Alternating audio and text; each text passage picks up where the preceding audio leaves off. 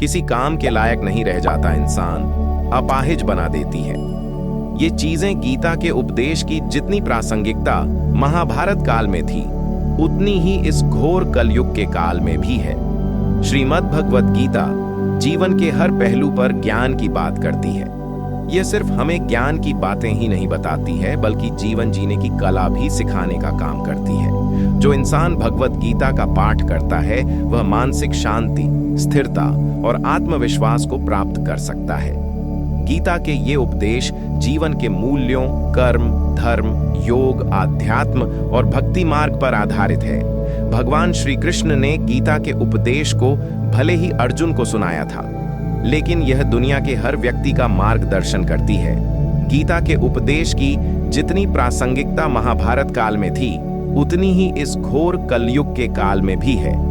गीता के उपदेश में मनुष्य के सद्गुण और दुर्गुण दोनों का उल्लेख है। ऐसे में गीता के जरिए भगवान श्री कृष्ण बताते हैं कि जिस इंसान में ये चीजें होती हैं, वह अपाहिज के समान होता है।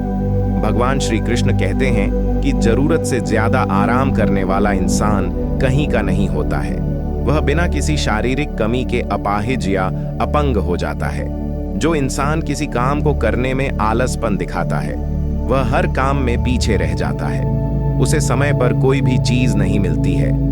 श्रीमद् भगवत गीता में बताया गया है कि जब इंसान को जरूरत से ज्यादा प्यार मिलने लगता है, तो वह अपाहिज हो जाता है। ऐसे में किसी भी इंसान से हद से ज्यादा प्रेम नहीं करना चाहिए।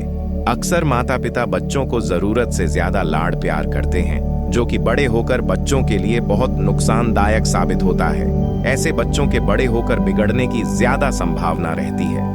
भगवत गीता में बताया गया है कि जो इंसान सफल होने के बाद अहंकारी हो जाता है और बड़े छोटे की कद्र करना भूल जाता है, तो समझिए वह दिमाग से अपाहिज हो गया है। क्योंकि जो अहंकार वही व्यक्ति करता है जिसमें किसी के प्रति दया भाव नहीं होता है।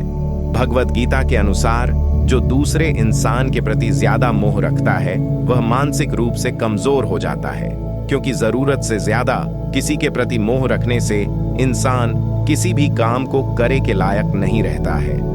ऐसे मनुष्य अपने लक्ष्य से भटक जाते हैं। श्रीमद् भगवत गीता के मुताबिक जो इंसान क्रोधी स्वभाव का होता है, वह मानसिक विकृति का शिकार हो जाता है। क्योंकि क्रोधी इंसान सिर्फ अपने आप का नुकसान करता है। इससे इंसान का शारीरिक के साथ मानसिक क्षति भी होता है।